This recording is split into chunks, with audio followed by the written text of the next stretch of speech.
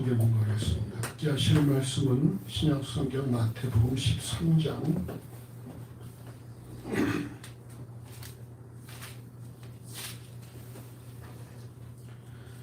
마태복음 13장 24절에서 30절까지의 말씀입니다.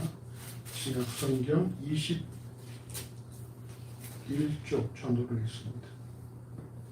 주보에 잘못 나갑니다. 21쪽 전후로 있습니다. 마태복음 13장 24절에서 30절까지 말씀 한 절씩 기도하시겠습니다. 제가 24절을 공부합니다.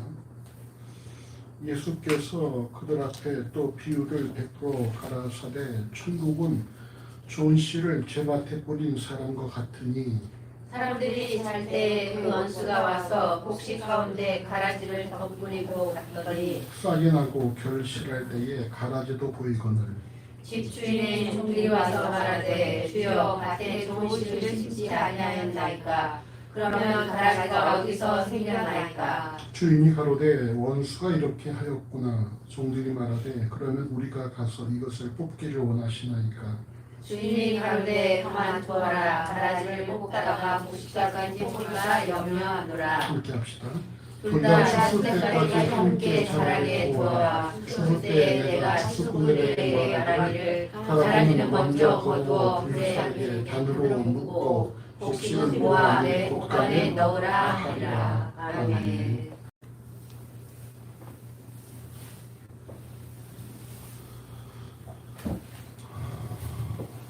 예수께서는 말씀하실 때에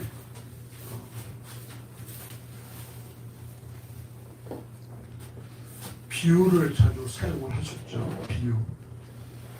비유는 일종의 수수께끼를 뜻하는데 예수께서 비유로 말씀하시는 이유를 제자들이 물어보니까 마태복음 13장 11절에서 천국의 비밀을 아는 것이 너희에게는 허락되었으나 저에게는 아니 되었나니라고 이렇게 답하셨습니다. 결국 비유로 말씀하신 이유가 그리스도를 따르는 자들을 위한 것인 반면에 그리스도를 따르지 않는 자들에게는 감추기 위해서라는 것입니다.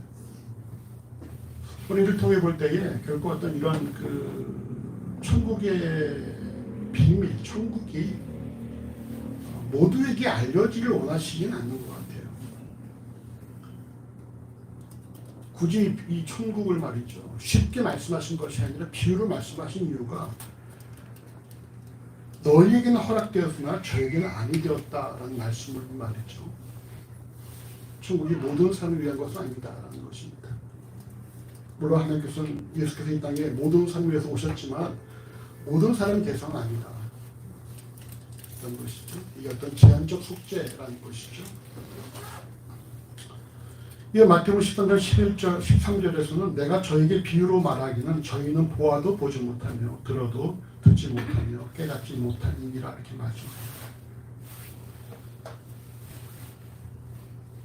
하나님께서 모든 사람들에게 천국을 알기 원하신다면 어떻게 해야 되겠습니까?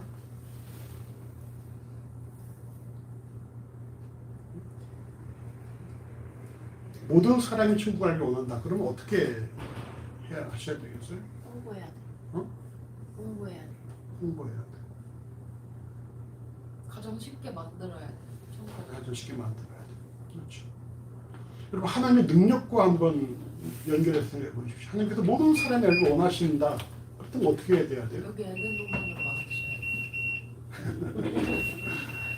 그러면 불교에서 기도하는 사람이나 다른 타 종교에서 돛 닦는 사람들한테까지도 보여야 돼. 그렇죠. 하나님께서 그렇게 원하신다면 어떻게 되겠어요? 모든 사람이 그걸 알아야 되겠죠. 왜 하나님께서 어떤 분이십니까? 전능하신 분이니까 내가 하겠다 그러면 돼야 되잖아요. 하나님께서 하겠다면 돼야 되지 않습니까? 하나님께서 모든 사람이 천국 알기를 원한다라고 말씀하신다면 모든 사람이 알아야만 되는 것이죠. 근데 여러분 정작 어떻습니까? 천국을 모르고 죽는 사람들이 있다는 것이죠. 흔히 말하는 돈 닦는 사람들도 있고 요즘 시끄러운데 이렇게 볼 때에 모든 사람들을 위해서 예수께서 오셨지만 모든 사람이 대상 아니다라는 것이죠. 이런 비유가 어디에 있습니까? 성경에 보면은 다 불러들여라. 근데 어떻게 제안하세요? 너는 왜 의고 있지 않았느냐라고 것이죠. 모두를 불렀지만 모두가 대상이지만 모두가 다 거기에 와야 될 사람은 아니라는 것이죠. 그래서 이것이 칼빈의 5대 교리, 구원의 5대 교리에서 말하는 제한적 속죄라는 것이거든요. 모든 사람을 위한 희생이지만 모든 사람이 대상은 아니다. 모든 사람이 속죄받는 건 아니다라는 것입니다. 그러니까 저희는 보아도 보지 못하며 들어도 듣지 못하며 깨닫지 못한다라고 말씀하고 있어요. 그래서 비유가 그리스를 위한 것이라면 예수를 주로 고백하는 우리들은 예수께서 말씀하신 이 비유를 제대로 알아야 한다라는 것이죠. 그러니까 우리가 천국의 비밀이 모든 사람들에게 제공되지 않았다. 예수를 모르는 자들이 허락되지 않았다는 그 사실을 통해서 우리가 내가 천국의 비밀을 알고 있구나라는 것은 우리에게 어떤 자부심을 제공할 수가 있겠죠. 이것이 모든 사람을 위한 것이 아니고 그리스도인만을 위한 것인데 나는 천국의 비밀을 알고 있다. 그건 뭐겠습니까? 내가 그 비밀에 동참한 자구나라는 어떤 자부심을 갖게 된다는 것입니다. 그리고 오늘 이 천국 비유의 천국장이라고 불려지는 이 마태복음 13장에 기록한 비유를 통해서 우리가 이 천국을 더 자세히 우리가 더 알고 하나님의 그런 나라의 백성으로서 합당한 그런 삶이 되어지기를 바랍니다. 복음서를 묵상할 때에 주의할 사항은 이 해당 본문이 어디에 기록되어 있냐라는 것이죠. 복음서는 가장 먼저 기록한 사람이 마가가 가장 먼저 기록했고 마가의 복음서를 기초로 해서 마태와 누가가 기록을 했습니다. 마태는 유대인 대상으로 기록하고 누가는 이방인 대상으로 헬라인 대상으로 기록을 했죠. 그래서 마태와 누가복음에 비슷한 비율도 있지만 사용된 어휘가 좀 차이가 나고 마태복음에만 기록된 비유가 있는 반면에 누가복음에만 기록된 비유들도 있죠. 그리고 몇 가지를 한번 살펴볼까요? 자, 마태와 누가의 차이 어떤 단어가 있을까요? 마태는 속어달라면 겉옷도 줘라 라고 기록하는 반면에 누가는 뭐라고 그랬죠? 누가 너한테 겉옷 달라고 하면은 속옷도 줘라. 바뀌었죠? 왜 바뀝니까? 유대인들은 겉옷이 중요하죠. 왜? 잘 때 덮고 자야 되니까. 하지만 이방인들은 속옷이 더 중요하다는 거. 문화가 발전할수록 속옷이 더 비싸게 되어지죠. 또 어떤 게 있을까요? 마태는 천국이라고 기록한 반면에 누가는 하나님의 나라라고 기록을 하죠. 그럼 마태복음만 기록된 비유들이 있고 누가복음만 기록된 비유들이 있습니다. 주로 누가복음에 기록된 비유들은 어떤 비유들입니까? 이방인들을 위한 비유들. 탕자의 비유라든지 선한 사마리안 비유라든지 이런 비유도 다 누가복음만 기록돼요. 마태복음만 기록된 비유들은 오늘 우리가 다 살펴볼 그런 비유들입니다. 그러니까 여러분 마태와 누가가 기록한 대상이 다르다는 것입니다. 마태는 예수를 주라 고백하는 자들에 대해서 예수를 주라 고백하지만 삶이 따라오지 않는 자들을 대상으로 기록을 한 것이고 누가는 예수를 처음 만난 자들에서 기록한 것이라는 거예요. 그래서 우리 식으로 본다면은 초신자들에게는 뭐가 어울릴까요? 누가복음이 어울리겠죠. 그리고 기존의 신자들, 어느만큼 교회에서 밥 좀 먹었다는 사람들한테는 마태복음이 더 우리가 묵상을 하는 유익이 있겠죠. 마태복음 13장에는 오늘 본문인 밭의 가라지 비유 이외에도 씨 뿌리는 비유, 겨자씨 비유, 누룩 비유, 감추인 보화 비유, 좋은 진주 비유, 그물 비유 등이 기록되었는데 오늘 본문에 해당하는 밭의 가라지 비유와 감추인 보화 비유, 좋은 진주 비유, 그물 비유 등은 마태복음에 기록이 되어 있습니다. 본문 한번 같이 보시죠. 마태복음 13장 24절서부터 28절까지 같이 보십시다. 예수께서 그들 앞에 또 비유를 베풀어가사대 천국은 좋은 씨를 제밭에 뿌린 사람과 같으니 사람들이 잘 때에 그 원수가 와서 곡식 가운데 가라지를 덧뿌리고 갔더니 싹이 나고 결실할 때에 가라지도 보이거늘 집 주인의 종들이 와서 말하되 주여 밭에 좋은 씨를 심지 아니하였나이까 그러면 가라지가 어디서 생겼나이까 주인이 가로되 원수가 이렇게 하였구나 종들이 말하되 그러면 우리가 가서 이것을 뽑기를 원하시나이까. 아멘. 이 비유의 명칭을 마태복음 13장 36절은 밭의 가라지 비유라고 이렇게 말씀을 합니다. 본문에서 가라지는 결국 불에 태워져 살라지는 그런 불연주의 모습을 지니고 있지만 제자들이 밭의 가라지 비유라고 표현했기에 그대로 따릅니다. 오늘 보면 마태복음 13장 24절에서 천국은 좋은 씨를 제 밭에 뿌린 사람과 같다 이렇게 말씀합니다. 동일한 구절을 새 번역은 개역 한글과 동일하게 사람에 비유했어요. 사람과 같다라고 비교한 반면에 공동 번역은 하늘나라는 어떤 사람이 밭에 좋은 씨를 뿌린 것에 비일 수 있다라고 번역을 해서 씨를 뿌리는 행위를 강조하고 있다는 것입니다.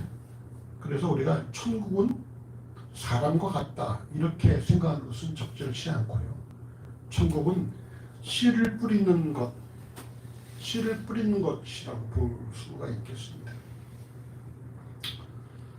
근데 여러분 이 천국 이 좋은 씨를 제밭에 뿌린 이 천국에 사람들이 잘 때에 그 원수가 와서 곡식 가운데 가라지를 덧뿌리고 갔다 이렇게 말씀합니다.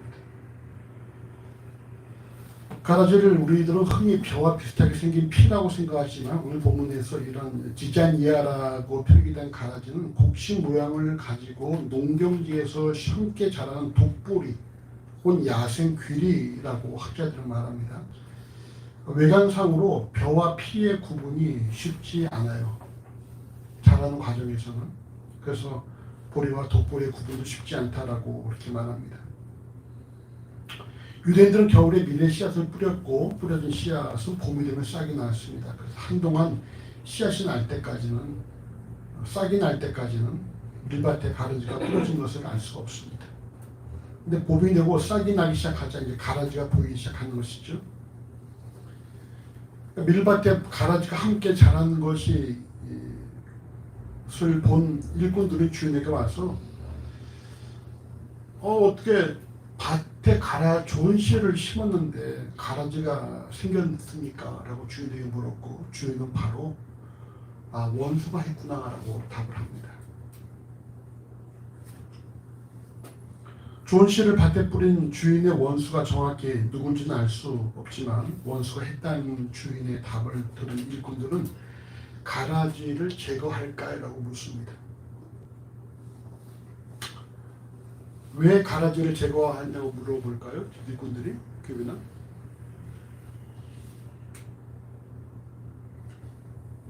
좋은 씨들이 잘 자라게 하기 위해서. 좋은 씨가 자라는 데 있어서 가라지가 방해가 될 수 있으니까 다른 것도 있겠고 또 마땅히 좋은 땅이니까 좋은 씨가 자라야지 보기가 흉하잖아. 외형적으로 볼 때 왜 이런 게 자라나가지고 좋은 땅을 더럽힐까? 이런 것도 할 수 있겠고 말이죠. 그러니까 가라지를 제거할까? 이렇게 물어봅니다. 그때 주인이 뭐라고 답합니까? 그 다음 말씀 보시죠. 13장 29절 같이 읽어보십니다. 주인이 가로되 가만두어라 가라지를 뽑다가 곡식까지 뽑을까 염려하노라. 아멘. 일꾼들은 속히 가라지를 제거할 것을 주인에게 요구했지만 주인의 생각은 달랐습니다. 본문 마태복음 29절에 주인은 가만히 두어라 이렇게 지시합니다. 가만히 두어라. 이유가 무엇입니까? 가라지를 뽑다가 곡식까지 뽑을까 염려가 되었기 때문입니다.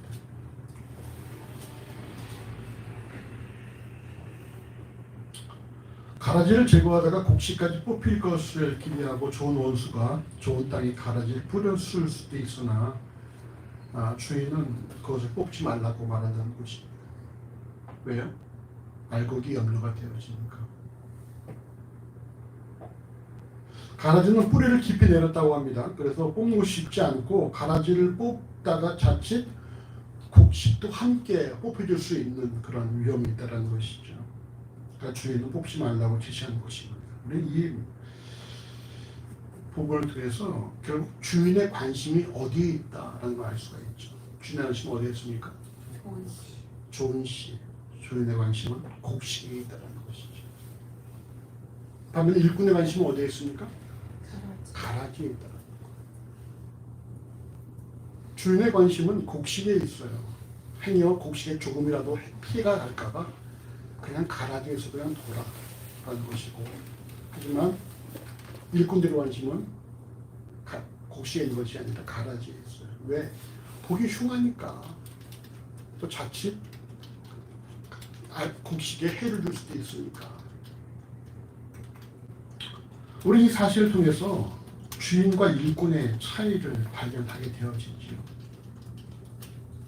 어떤 차이일까요? 주인과 일꾼의 차이요. 네. 일꾼은 자기가 일해야 될 것만 생각하지만 주인은 일하지 않을 것까지도 넓게 생각을 하는 거죠. 주인은 좀 더 폭넓게. 길게 보고 있죠. 길게 보고, 일꾼은 뭡니까? 당장 눈에 뵐 것만 보고 있다. 아이 보기 흉해. 아 이거 방해될 수 있어. 뽑아버리자. 근데 주인은 뭡니까? 자칫 그러다가 알곡이 하나라도 해를 당할 수 있으니까 그냥 둬라.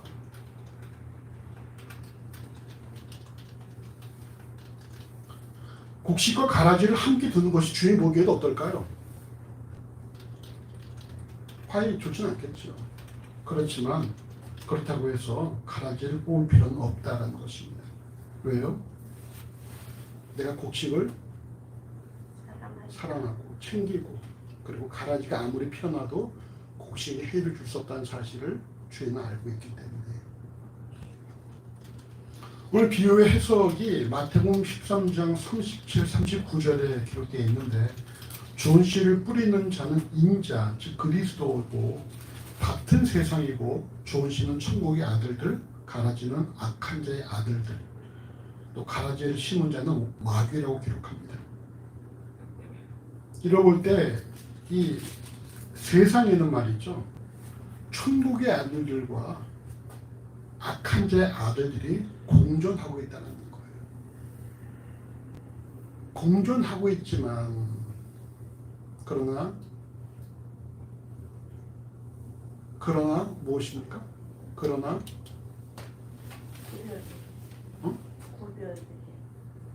자, 이 땅에 말이죠, 세상에는 하나님의 아들과 악한 자들이 공존하고 있어요. 네. 그러나 하나님의 아들만 살아납니다. 절대 섞일 수 없을 것 같아요. 악한 자의 아들들이 하나님의 아들을 해할 수 없다는 사실이죠. 아멘. 가라지가 아무리 피어나도 그것이 알곡에 해를 줄 수 없다.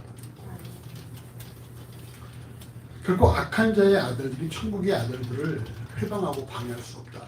우리는 보기만 해도 싫고 왜 저런 게 존재하지라고 생각할 수가 있는데, 근데 여러분, 이 밭의 주인 하나님 보시기에는 그냥 둬라. 괜히 그거를 뽑다가 알고까지도 해를 볼 수 있으면 그냥 둬라 라고 말씀하신다는 거예요. 곧 하나님의 주권에 속한 천국의 자녀들은 결코 악한 자들의 자녀를 두려워할 필요가 없다는 것입니다. 하나님께서 모든 것을 다스리고, 밭이 누구 거예요? 하나님 거라는 것이죠. 밭이 뭐 하나님과 악한 자의 공동 명의가 아니라 밭은 하나님 것이라는 거죠. 하나님의 것을 하나님께서 좋은 씨를 뿌렸는데 거기에 원수가 와서 악한 것을 덧뿌리고 갔다는 것입니다.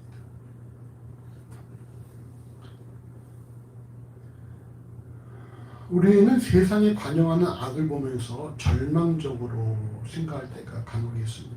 대선을 앞둔 지금 유력 후보들의 비호감도를 통해서 차기 정부에 대한 불안감이 증식되고 있습니다. 근데 오늘 보면은 뭐라고 말씀하고 있습니까? 세상이라는 좋은 밭에 좋은 씨가 뿌려졌고 그리고 사단이 그 위에 가라지를 덧뿌리고 왔다 이렇게 말씀합니다라는 거예요. 즉 세상의 기본은 뭡니까? 기본은 좋은 씨가 기본이고 그리고 악한 씨는 그 중에 일부라는 것이죠. 이는 비록 우리 눈에는 죄악이 관영하고 도무지 어떻게 될지 영 불안해 보이지만 그럼에도 불구하고 뭐가 더 많다? 좋은 씨가 더 많다라고 우리가 인정해야 한다는 거예요. 좋은 씨가 더 많다. 즉 충분히 우리가 긍정적으로 세상을 바라볼 수 있다. 이 바탕은 뭐겠습니까? 이렇게 생각할 수 있는 근거가 뭐겠어요? 정우 형제, 이 근거가 뭘까?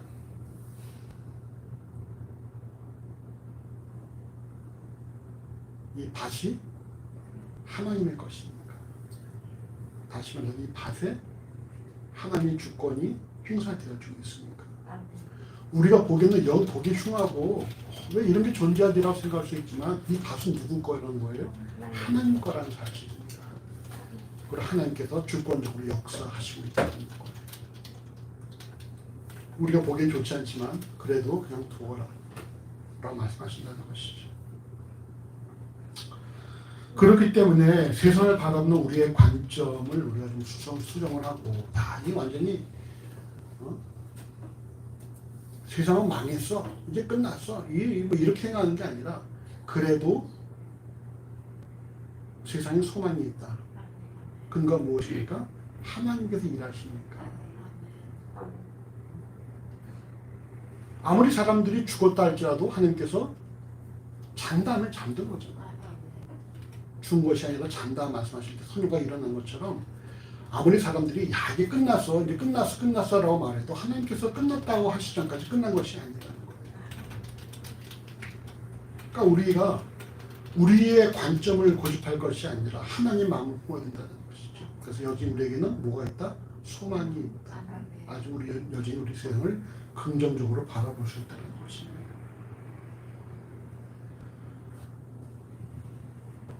우리 이 본문을 통해서 우리가 어디에 관심을 기울여야 될지 우리 점검을 해야 돼요. 우리의 관심이 악한 자들에게만 있다면 왜 저런 사람이 존재할까?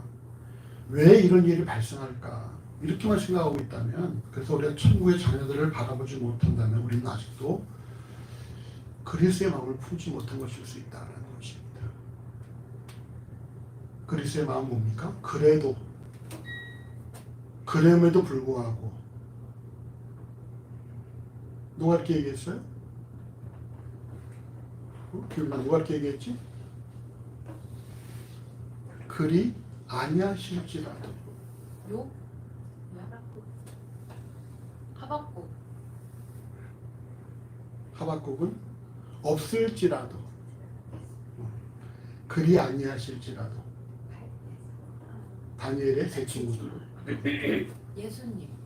예수께서는 이전 얘기도 치워주시옵소서 그러나 내 원대로 마옵시고 아버지 원대로 하옵소서. 다니엘 세 친구가 우리를 풀물불에 던져 놓으십시오. 그러면 하나님 우리를 보호하실 것입니다. 그러나 그리 아니하실지라도 우리는 결코 왕의 신상에 절할 수 없습니다 라고 고백했죠. 비록 우리 눈에 보일 악한 모습이 보이고 비록 내 주변에 악한 자가 있다 할지라도 그럴지라도 우리는 뭘 믿는 거예요? 하나님의 주권을 믿고 하나님 일하심을 믿는다는 것입니다. 이것이 바로 하박국이 말했던 믿음으로 살아간다는 것이죠. 요목 6장 39절에 나를 보내신 이의 뜻은 내게 주신 자 중에서 내가 하나도 잃어버리지 아니하고 마지막 날에 다시 살리는 이것이니라는 예수의 말씀을 통해 예수 그리스도의 관심은 하나님께서 주신 자를 하나도 잃어버리지 않는 것에 있다는 사실을 알 수가 있어요. 나를 보내신 이의 뜻은 내게 주신 자 중에 내가 하나도 잃어버리지 아니하고 마지막 날에 다시 살리는 이것입니다. 예수의 관심이 어디에 있습니까? 하나님께서 주신 자들을 한 명도 잃어버리지 않냐는 것. 그래서 여기서 나와진 그 이야기가 뭐예요? 누가복음 19장 10절에서 예수께서는 잃어버린 양을 찾으러 오셨다고 말씀하시고 마태복음 18장과 누가복음 15장에는 잃어버린 양 한 마리를 찾았을 때 기뻐하는 그리스도의 모습을 기록하고 있습니다. 우리가 흔히 이렇게 뭐 그림 볼 때 예수께서 이렇게 어깨에다 양을 메고 이렇게 오시잖아요. 어린 양 한 마리를. 그게 이제 잃어버린 양을 찾으셨다는 그런 것을 보여주고 있죠. 여러분 누가복음 15장 5절 6절에는 이렇게 말씀합니다. 또 찾은즉 즐거워 어깨에 메고 집에 와서 그 벗과 이웃을 불러 모으고 말하되 나와 함께 즐기자 나의 잃은 양을 찾아노라 이렇게 말씀하고 있어요. 자, 잃은 양을 찾아와서 즐겁다. 그래서 사람들 불러서 함께 나와 함께 즐거워하자. 여러분 어떻게 생각하십니까?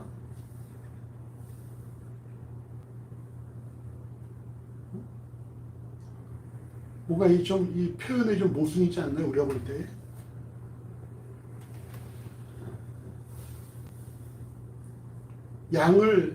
잃어버린 양을 찾아서 집에 데리고 왔습니다. 즐거워요. 그래서 이웃과 벗을 불러 모아서 나와 함께 즐기자. 잃은 양을 찾았다. 자, 즐길 때 뭐가 필요하겠어요? 양. 왜? 나눠 먹어야 되니까. 양 한 마리를 찾아서 즐거워서 집에 왔단 말이에요. 야, 기쁘다, 나와 함께 즐기자. 그럼 음식이 있어야 되겠죠. 그럼 뭔가 양을 잡아야 할지도 몰라요. 이웃이 몇 명인지 모르지만 한 마리 더 잡을 수도 있겠죠. 뭔가 우리가 볼 때 좀 이게 비합리적이잖아요. 양 한 마리를 데려온 걸 기쁜 건 알겠는데 그 한 마리로 인해서 다른 양들이 희생될 수 있는 그런 상황이라는 것입니다. 그러니까 우리가 볼 때 이건 이해가 안 가는 말씀이에요. 그냥 이런 거죠. 청소하다가 잃어버린 10,000원짜리를 찾았어. 어우, 오늘 횡재했는데 야, 치킨 시켜. 이래가지고 20,000원을 쓴단 말이에요. 어떻게 생각하십니까? 그럴 수 있다. 그래도 치킨 시켜서 먹을 것 같아요. 그러니까 우리가 생각하는 효율이라는 면에서 이게 좀 떨어지는 것이죠. 근데 여러분 감사한 것이 무엇입니까? 잃어버린 양을 찾았다라는 것이 중요한 중이다라는 것. 그만큼 잃어버린 양에 대한 관심이 지대하다라는 것입니다. 그래서 누가복음 15장 17절에 이렇게 말씀하죠. 내가 너에게 이르노니 이와 같이 죄인 하나가 회개하면 하늘에서는 회개할 것 없는 의인 99이나 기뻐하는 것보다 더 하리라. 죄인 하나가 회개하면 회개할 것이 없는 의인 99을 인하여 기뻐하는 것보다 더 기뻐한다는 말씀입니다. 그래서 교회에서는 어떻게 되는지 아십니까? 누군가 새로 들어온다. 그럼 모든 관심이 어떻게 돼요? 그 사람에게 집중돼야 되는 것이죠. 그 새로운 사람. 우리가 집을 볼 때도 말이죠. 뭐 홍 집사님 아시겠지만 손주가 태어났잖아요. 그럼 모든 관심이 어디에 집중돼요? 손주에 집중돼요, 진짜. 그렇게 해야지 애가 잘 성장할 수 있다는 거. 애가 태어났는데 나 몰라라 한다면 그 아이는 자라날 수가 없어요. 집에도 새로운 아이가 출생하면 그 아이에게 집중된다는 것입니다. 뭐 여기 이제 시험부부가 있지만 지금은 서로가 1순위겠지만 애가 태어나는 순간 2순위 될 수가 있다. 하지만 그래도 성경의 가르침은 부부가 우선이니까 서로 1순위로 그렇게 하도록 해야 돼. 교회도 마찬가지입니다. 교회도 누군가 새로 들어온다 그러면 그 사람이 1순위죠. 그 사람의 필요를 챙겨줘야 되고 잘 성장할 수 있도록 도와줘야 돼요. 근데 이런 거에 대해서 좀 못마땅한 사람들이 있어요. 간혹 이렇게 말합니다. 목사님이 이제는 나는 신경 안 쓰네. 이런 사람들이 하는 게 있단 말이에요. 근데 그게 아니라 누군가 새로 들어오면 그 새로운 사람에게 먼저 우리가 다 목회자만이 아니라 앞선 자들이 다 관심을 기울여야 한다는 거예요. 그 사람을 잘 정착할 수 있도록. 그래서 우리가 우리 새신랑 올 때마다 뭘 합니까? 새신랑이 좋아할 것이 무엇인가를 먼저 물어봐서 물론 오늘은 갑자기 어저께 연락을 받았기 때문에 3시간 좋아할 게 있을지 모르겠지만 잡채 좋아하는 잡채? 오늘 잡채했어.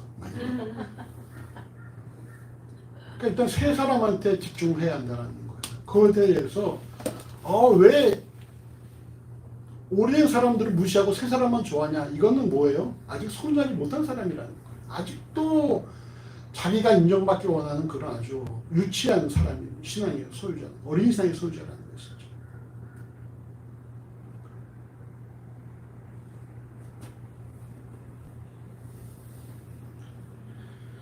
세상이라는 밭에 복음의 씨앗을 뿌린 하나님의 관심은 하나님의 자녀들과 잃어버린 자들에게 있다는 사실을 명심을 해야 돼요. 그래서 우리가 예수를 주로 고백하는 우리들 역시 관심이 어디 있어야 됩니까?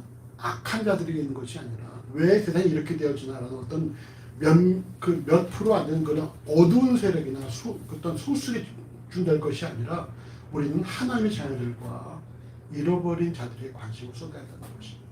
바로 그것이 누구의 마음이에요? 그것이 예수의 마음이라는 것이죠. 그 다음 말씀 보십시다. 13장 30절 같이 보십시다. 둘 다 추수 때까지 함께 자라게 두어라. 추수 때 내가 추수꾼들에게 말하기를 가르침을 먼저 거두어 불사르게 단으로 붓고 곡식을 모아 내 곡간에 넣으라 하리라. 아멘. 가라지 뽑을 것을 만류한 주인은 곡식과 가라지를 둘 다 추수 때까지 함께 자라도록 둘 것을 지시합니다. 그냥 두라는 거죠. 왜?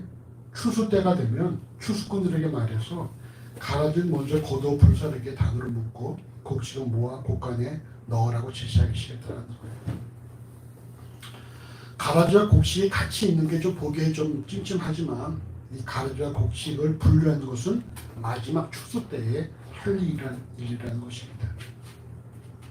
이 추수한 방식에 대해서 본문은 먼저 가라지를 제거한 이후에 곡식을 추수한다고 하지만 실제로 가라진 곡식보다 키가 작다라고 합니다.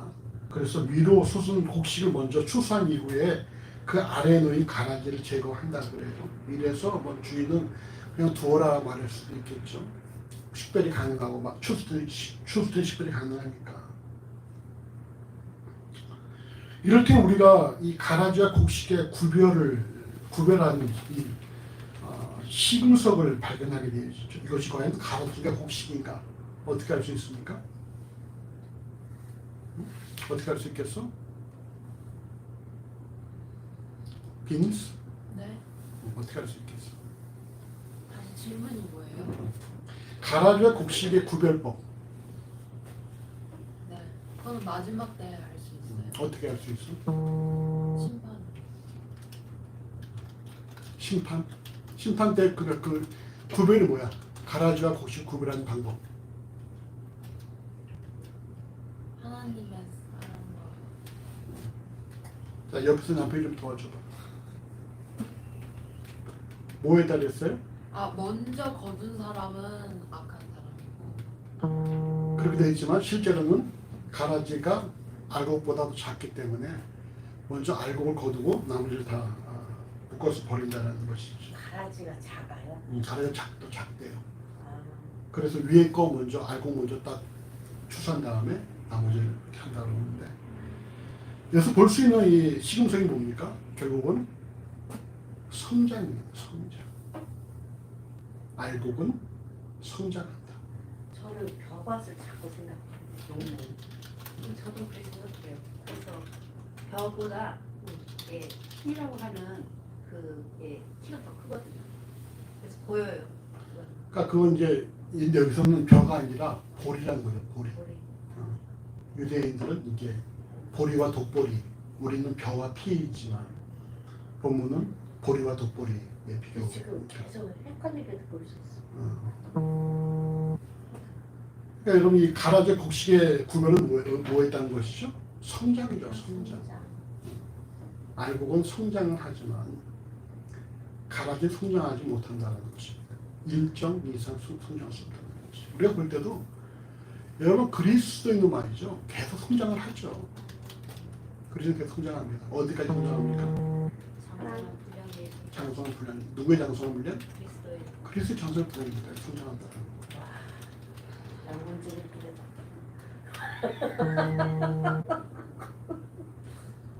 언제 이렇게 될까 진짜. 죄송합니다. 오늘 계속 성장한다는 것이죠. 그러니까 우리는 어떻게 성장하는 거예요? 죽을 때까지 성장해요. 죽을 때까지. 근데 그리스도에게는 성장의 멈춤이라는 게 있을 수 없죠.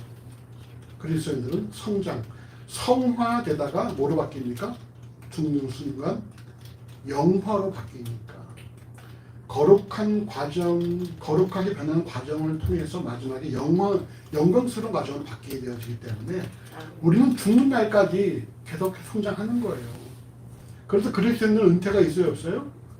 없어요. 그리스도인 은퇴가 없어요. 그래서 죽는 날까지 계속 그리스도인은 성장하는 것입니다.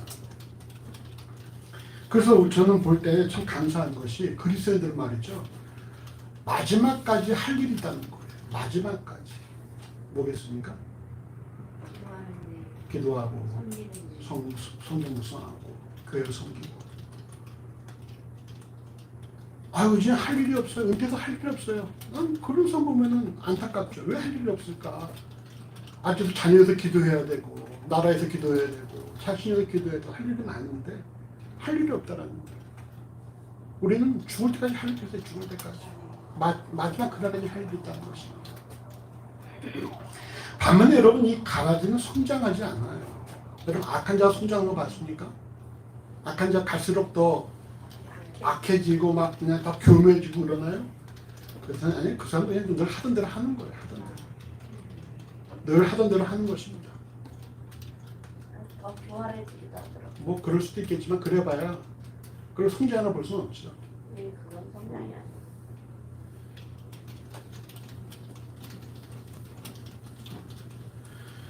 본 비유의 해석을 기록한 마태복음 13장 39, 43절은 추수 때에는 세상 끝이요 추수꾼은 천사며 가라지를 거두어 불에 사르는 것처럼 세상 끝에도 그렇게 할 것이라 말씀합니다.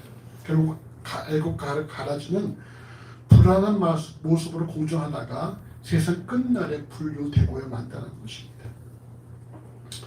유대인을 대상으로 기록한 마태복음에는 이처럼 공존하다가 마지막 날에 분류되는 비유가 기록이 되어 있죠. 이렇게 기억나는 비유가 있을까요?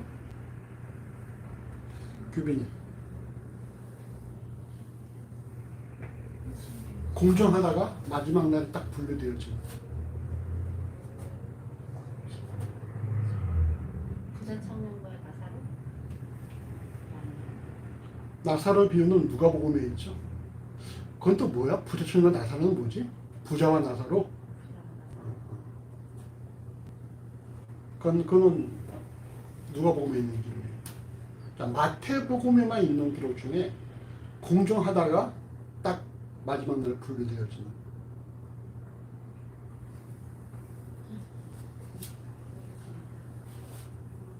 열처녀 비유가 있죠. 열처녀 비유. 10명이 다 신랑을 맞이하다가 신랑이 올 때에 기름 준비한 사람들은 들어가고 못 준비한 사람들은 구해를 하다가 오니까 문이 닫혀버리는. 공존하다가 분류되어지죠. 또 뭐가 있을까요? 양과 염소의 구분들이 있죠.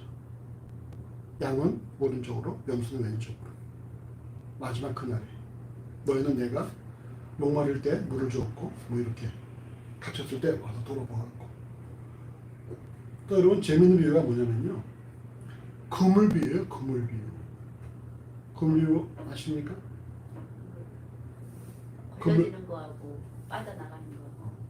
그물 비유의 특징이 뭐냐면 두 번의 분류가 돼요. 두 번의 분류가. 먼저 그물로 건져낸 다음에 어떻게 됩니까? 건져낸 고기에서 작은 것과 큰 것을 골라낸다는 거예요. 우리는 보통 바다라는 어떤 그런 그 영역에서 그물로 건져냈다.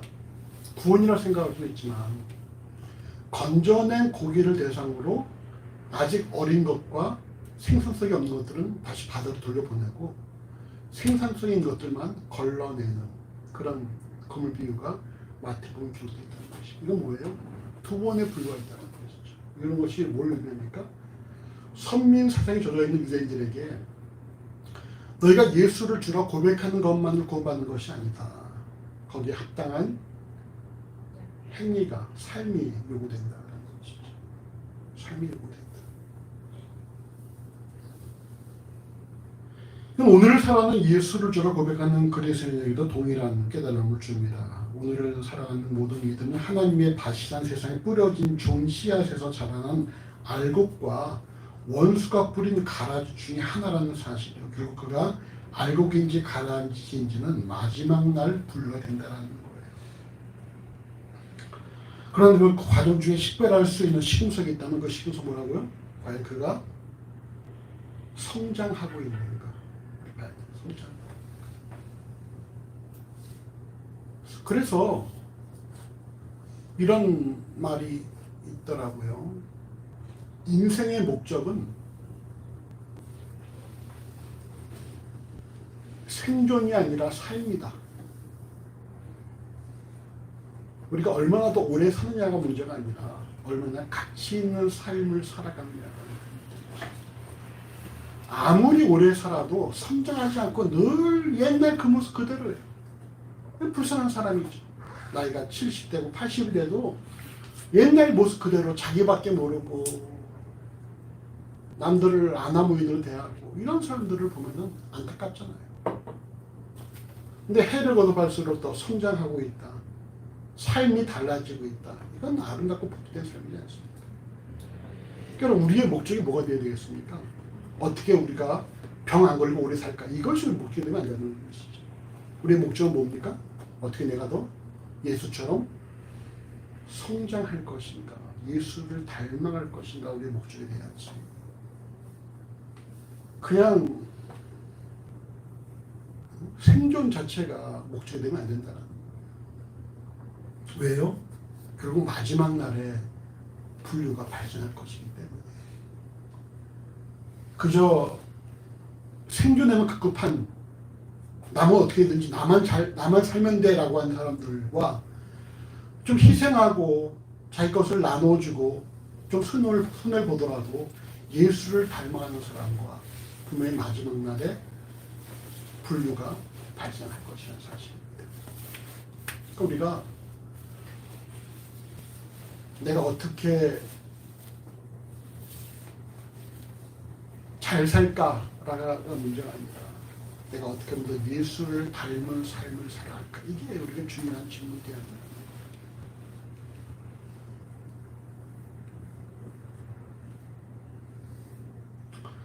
누가복음 8장 15절에서 성장하고 좋은 열매를 맺는 좋은 밭에 대해서 이렇게 말씀하죠. 따라합시다. 착하고 좋은 마음으로 말씀을 듣고 지키어 말씀을 듣고 지키어 인내로 결실하는 자입니다. 이게 여러분 좋은 밭에 뿌려진 씨앗의 모습이거든요. 뭐라고요? 착하고 좋은 마음으로 말씀을 듣고 지키어 인내로 결실하는 자. 일단 착하고 좋은 마음으로, 악한 마음이 아니라 자기밖에 모르는 이기적인 마음이 아니라 착하고 좋은 마음으로 말씀을 듣고 지키는 데 있어서 뭐가 필요합니까? 인내가 필요하죠. 인내가 필요한 거예요. 말씀을 듣는 것을 끝내는 것이 아니라 말씀을 듣는 자가 아니라 말씀을 듣고 행하는 자가 되려 한다 말씀하신 것처럼 말씀을 듣는 것만으로는 부족하죠. 듣고 지켜야 돼요. 근데 지키는 데 뭐가 필요하다고요? 인내해야 돼요. 인내. 우리 저 신혼부부가 기도 제목이 가정이 하나만에서 하나 되어지고 이런 걸 기도 제목을 했는데 그러기 위해서 뭐가 필요해? 서로 일단 거기에 초점 맞춰야 되겠지. 열심히 해야 되겠지. 근데 열심히 하는 것만으로 돼야 안 돼? 안 돼. 뭐가 필요한 거야? 그래서 은혜가 필요하고 본인들에겐 인내가 필요하다.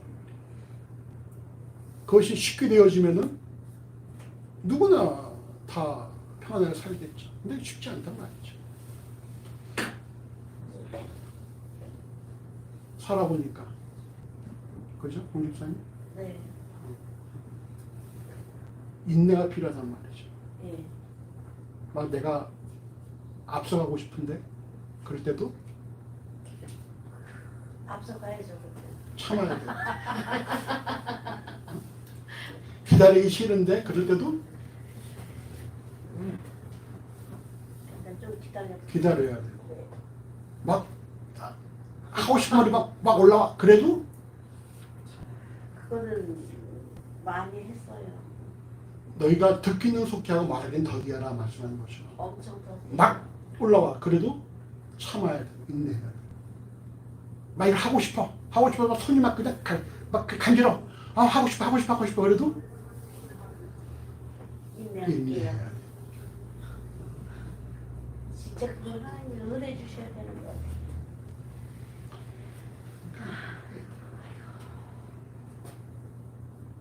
그냥 여러분 이 땅에서 우리가 남부럽지 않게 사는 것만은 의미가 없다는 거예요. 성장을 해야 돼요. 성장을. 그래야지 마지막 날 분류 때에 우리가 알곡으로서 국간에 드릴 수 있다는 것이죠. 만약에 이 본문이 누가복음이 있다면 어떻게 되겠습니까? 하지만 걱정 마라. 하나님께서 다 알곡은 책임지는 이렇게 될 수가 있을 거예요. 근데 이 본문이 어디에 있다고요? 마태복음에 있다는 것이죠. 마태복음에. 왜 마태복음에 있습니까? 하나님을 아버지라고 부르는 자들에게, 예수를 주라고 부르는 자들에게 나더러 주여 주여 하는 자마다 다 천국에 들어갈 것이 아니다 말씀하시는 그 본문처럼 너희 스스로 속지 마라. 속지 말고 더 부단히 성장해라 라고 말씀하시는 거예요. 자, 우리 이렇게 옆분에게 우리 이렇게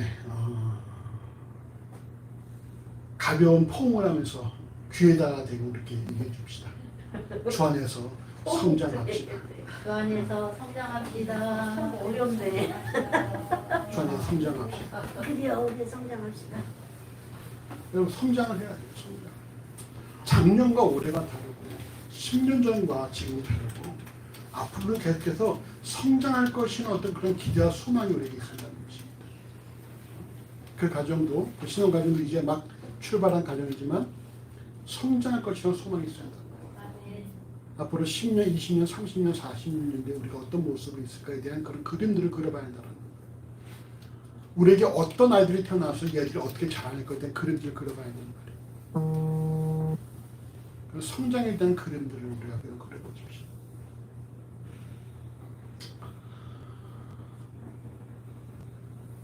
우리 오늘 본문을 통해서 주목할 사실은 먼저 천국은 하나님의 밭이고 이 하나의 밭인 세상에 좋은 씨가 뿌려졌는데 거기에 와서 원수가 나쁜 씨도 뿌렸다는 사실입니다. 즉, 이 천국에는 지금 이 세상에 말이죠. 좋은 씨와 나쁜 씨가 공존하고 있다는 사실을 기억을 해야 돼요. 그래서 우리의 관심이 어디에 있어야 합니까? 좋은 씨에 있어야 한다는 것이죠. 나쁜 씨를 바라보면서 왜 이래? 세상이 왜 이래? 이러면 안 되고 우리는 좋은 씨에 관심을 기울여야 한다는 것이죠. 왜 그렇습니까? 주인의 관심이 좋은 씨에 있기 때문에 우리 역시 그렇게 좋은 씨에 관심을 기울여야 된다는 것입니다. 그리고 두 번째로 우리가 이처럼 좋은 씨에 관심을 기울이면 우리에게 늘 뭐가 있어야 된다? 소망이 있어야 돼요. 소망이 있어야 되고 그 소망은 우리에게 뭘 가져옵니까? 믿음을 가져오는 거죠. 우리가 이 땅을 살아가면서 믿음으로 살아가야 된다. 비록 우리 주변이 좀 우리가 원하지 않는 그런 모습이 있다 할지라도 우리는 믿음으로 이 땅을 살아가야 한다는 것입니다. 좀 안타깝고 답답한 일이 있어도 왜 이런 일이 내게 발생해야 되는가라는 그런 생각이 듭니다 할지라도 우리는 여전히 뭐예요? 믿음으로 살아야 된다. 그것이 바로 하박국이 말했던 없을지라도 그리고 또 당연히 대중과 말했던 그리 아니하실지라도 라는 부분이라는 것입니다. 우리는 믿음으로 살아야 된다.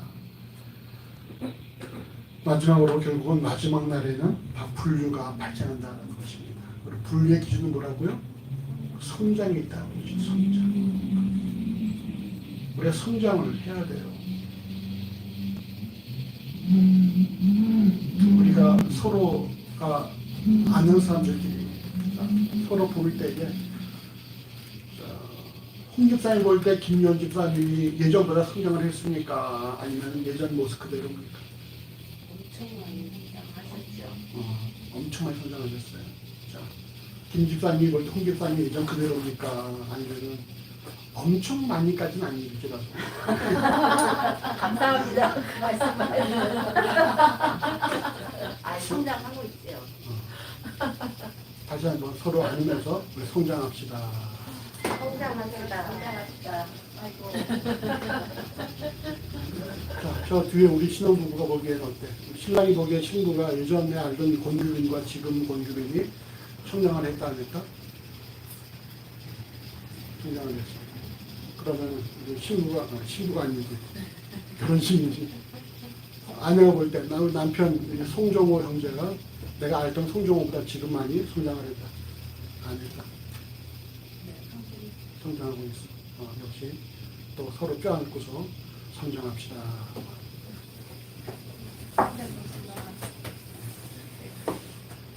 항상 그렇게 둘이 같은 옷 입고 다닐 거야? 아니요, 제가 얘 먼저 입었는데 딸애기라고. 보기 좋네. 나 너무 좋아. 그래? 보기 좋아? 사모님은 저 질색이잖아. 같은 옷 입는 거. 또 거기가요. 그러니까. 그러니까. 빨리 서로 성장합시다. 안아주세요.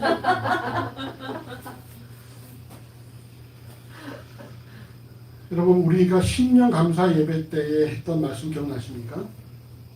그 말씀 우리에게 좋던지 아니 좋던지 청조한 것이 우리의 복이다라는 말씀을 나누었어요. 네, 여러분 우리 또 구정을 설 명절을 맞이했는데 우리가 그럼 어떻게 살아야 됩니까?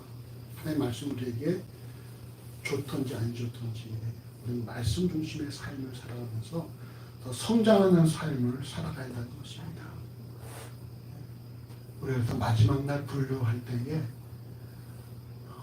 많은 성장을 통해서 주님을 기쁘시게 하는 그런 복된 삶이 다 되시기를 간절히 주의 이름으로 소원합니다. 아멘. 기도하겠습니다. 하나님 감사합니다. 우리에게 천국 비밀을 알게 하시고 우리가 천국 백성 되게 하심을 감사합니다.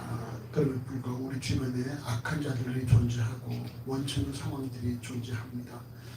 아버지는 우리의 관심이 이런 악한 자들과 원치 않는 상황들을 없애는 데 집중하지 않도록 만들어 주시고 우리가 더 하나님 자녀들과 잃어버린 영혼들에게 관심 쏟을 수 있도록 인도하시기를 하나님 간절히 원합니다. 그리 아니하실지라도 또는 우리가 없을지라도 믿음으로 살아갈 수 있는 그런 참으로 용기와 지혜와 분별력을 더해주시고 우리가 또 이런 가운데 전해서 더욱더 말씀으로 성장하는 삶을 살아갈 수 있도록 인도하여 주시옵소서. 우리 마지막 그날에 참으로 주님 보시기에 참 잘 살았다라고 칭찬 드릴 수 있는 그런 귀한 주의 백성들 되어지기를 하는 간절히 소원합니다. 모든 삶을 주의 손에 의탁합니다. 감사합니다. 예수 이름으로 기도합니다. 아멘.